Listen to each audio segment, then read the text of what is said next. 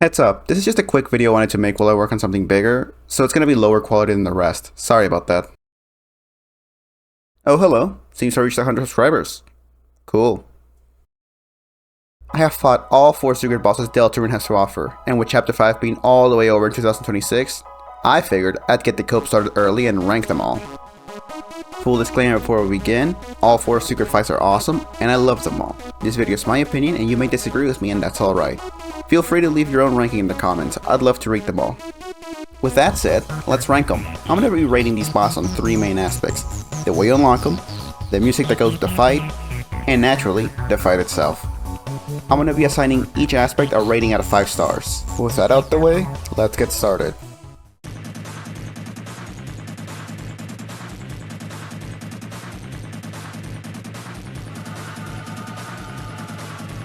Arguably the hardest of the 4 bosses depending on who you ask, I'm placing the Roaring Knight last simply because of the way you unlock them.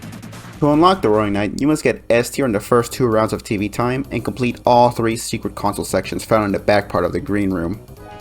Now, I would say that this is a perfectly fine way to unlock it, if it wasn't for the fact that unlike the other 3 bosses, it is extremely easy to lock yourself out of the fight, especially in your first playthrough as I did. And, unlike the rest, you are unable to backtrack at all, meaning that if you lock yourself out of it by accidentally getting an A rank or below, you're going to have to replay the entire chapter again if you didn't have any saves. And yes, I do know you're technically able to beat them without the Shadow Mantle, but come on, get real, I'm not that good at games. This is made worse by the fact that there are basically 0 save points throughout TV time, meaning that if you don't get an S rank at the end of the round, you're going to have to do it all over again until you do. Although you can pay 1,500 points to a crew member to bribe them to get S rank on the first board, the same can't be done for round 2. But once you've done that and you finally get to the Dark Mantle, oh boy, I would say that fighting the Dark Mantle is slightly harder than fighting Neo and Gerson. Not in a good way, by the way, this thing. In my opinion, the Dark Mantle fight itself is just really bad. The controls are clanky, the openings are few and far between, and the healing is very inconsistent. It's not even that hard, it's just a really unfun fight. And like, who even is this guy? Anyways, I'm giving the Roaring Knight's unlock method 1 star out of 5. Made me absolutely miserable. But I will say, the secret console game probably has the coolest scenes out of all the unlock methods. On to the music. I gotta say, Toby Fox cannot miss. I will say compared to the other 3, it's a bit forgettable, but that's because the other 3 are just that good. The music fits the battle perfectly. You're fighting a hopeless battle and you're not supposed to win. The music reflects that. But also, it's just hopeful enough that you know that you can win if you just keep trying. And on that note, I'm gonna give it a solid 4 out of 5 stars. Another certified banger. Now on to the fight itself. The Knight will kick your ass even if you have the Shadow Mantle, and the progress you make is slow and gradual as their attacks are hard to learn. But god damn it, hearing Susie defy the Knight as you slowly claw further and further along with each attempt is awesome. I love it. The Knight's final attack is probably the second coolest out of all the secret bosses in Deltarune. Here, let's take a look.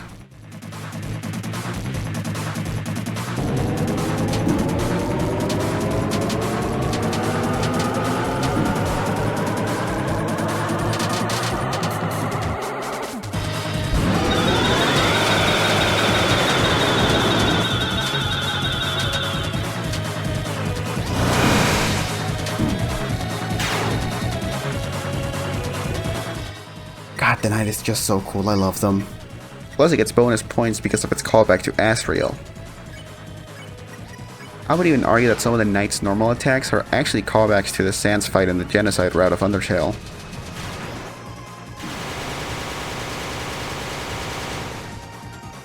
An easy 4 out of 5 star fight. Though, I'll have to deduct a point due to the fact that anytime you want to mess with your inventory or equipment, you'll have to back out of the entire game and go through the entire final cutscene again. So although the Knight isn't a bad fight by any means, compared to the other 3, it falls in last place.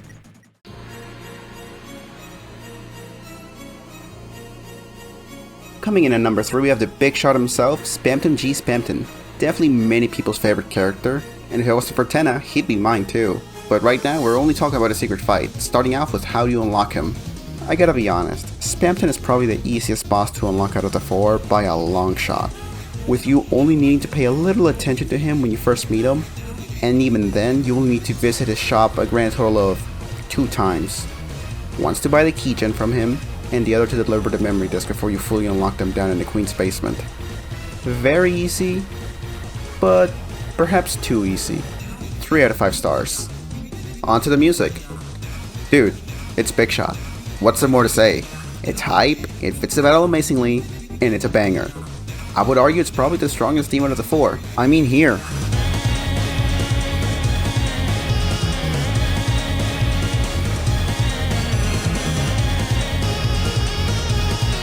An easy 5 PPs out of 5 PPs, even if I personally like the final 2 better. As for the fight, Spamptonton definitely has the potential to be the longest fight out of the 4 of them, while also probably being the easiest to beat out of them all. Under optimal conditions, you can only add around 7% to his mercy bar per turn, plus a few loose bonuses here and there with some of the attacks he does. But 7% mercy a turn is what you're looking at if you're perfect during the fight. If you need to heal someone or want to use one of Susie's or Ralsei's unique spells, you're looking at anywhere from 2 to 4% mercy a turn, easily making this fight drag on longer than it needs to. And as I said a moment ago, Spampton isn't really hard per se, he's just an endurance battle. And the thing about that is, if you do actually die, you'll have to start from the beginning, which can easily make the encounter feel like a drag as you slowly fill up that mercy bar. There's actually a saving grace in that some of his attacks actually get easier towards the tail end of the fight, making it so that it's not so stressful to close it out. Spampton's final attack, while cool, doesn't have the same oomph like those from the Knight or Jevil. Even so, I will still say that Spampton's final attack is the 3rd coolest out of all of them. Spampton offers a solid fight that's fun to do, although it does tend to drag on a bit much towards the end. I give it a solid 4 out of 5 stars.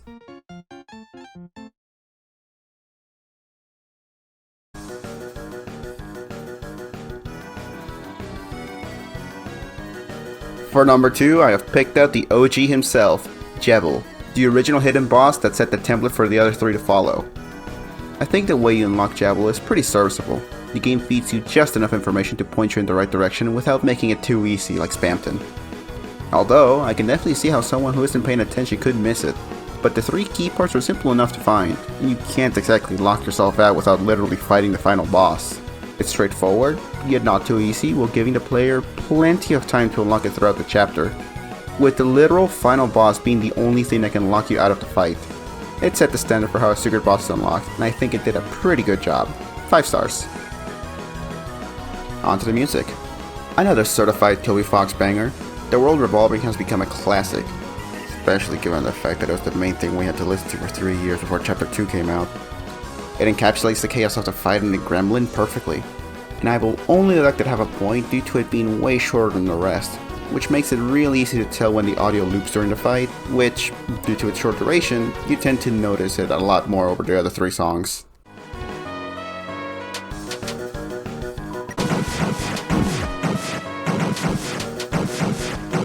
Chaos.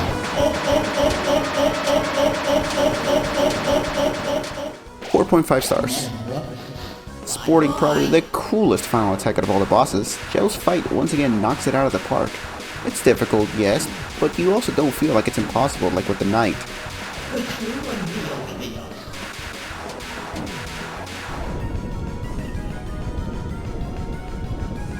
And if you've been breezing through the game like most people, this is your first real taste of an actual battle, and you'll probably lose a fair few times. The battle itself is quite fun, man, what can you say, it's Jevil. Especially when you gamble on Chris doing pirouettes, which can do anything from fully maxing out your party's health to making you waste healing items and even...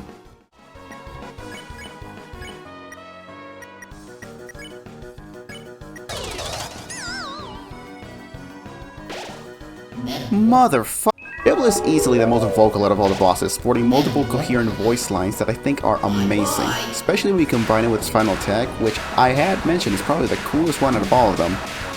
I mean, just look at this, it doesn't get cooler than this. Jevil gets an easy 5 out of 5 in the fight department.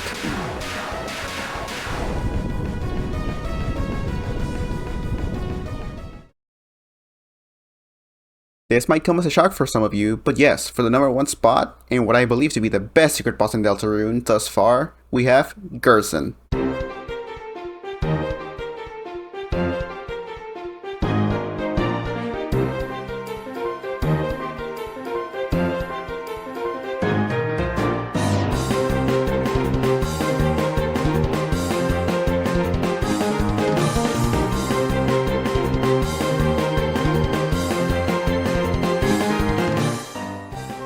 Gerson?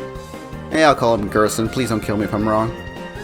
This guy is the single reason I wanted to make this video to begin with. The way you unlock Gerson is pretty straightforward. From his study, you're told to collect 3 golden notes, which are relatively easy to get to, especially since you had already passed some areas you couldn't access before getting the climbing equipment. Which should encourage you to backtrack a little bit to access one of those areas and find at least one of the golden notes, letting you know that the others are around. You get the notes, you play them on the piano, the area unlocks. Straightforward, but I guess it is possible to miss if you're really careless. As for how easy it is to lock yourself out of the fight, while you don't have the freedom to wait until the last moments of the chapter like you can with Spamptonton or Jevil, the game makes it pretty clear that once you seal the first fountain, this world will cease to be. So it should be pretty clear that once you pass this point in the game, you will lock yourself out of the rest of the notes and therefore the boss itself. Pretty similar to Jevil in execution, but I'll deduct it have a point for not having the same flexibility as Jevil or Spamptonton. Even if it would hurt the narrative if you could. 4.5 out of 5 stars. The music? Oh baby, the music. Giving him Undyne theme was a diabolical move by Toby, and I couldn't be happier for the way it was included. God, it's just so good, man.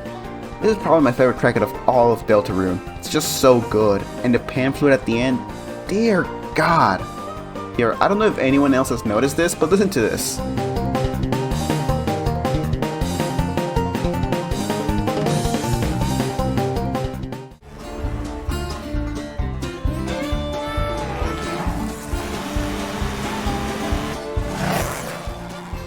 Fits the fight perfectly, and I love it.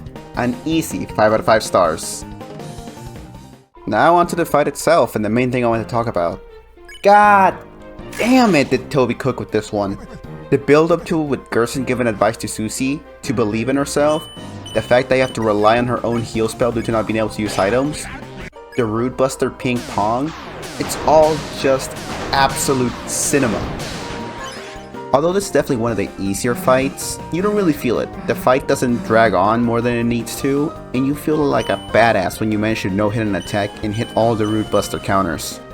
Now, although Gerson probably has the weakest final attack of the 4, due to the music, the attacks, and the character development this means for Susie, I can't give the Gerson fight anything lower than 6 hammers out of 5. It's just that good.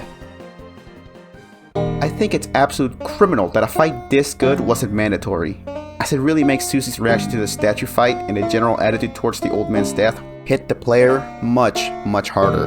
This fight is great. When I first found it, I even started losing on purpose at one point just so I could fight him more. I didn't want it to end. And that was my ranking. I'd love to hear your own rankings in the comments, as well as why you feel that way, since I'm sure people's number 1 varies wildly. And honestly, I just like reading what other people think, so please make your opinion known. Other than that, take care and have a wonderful day.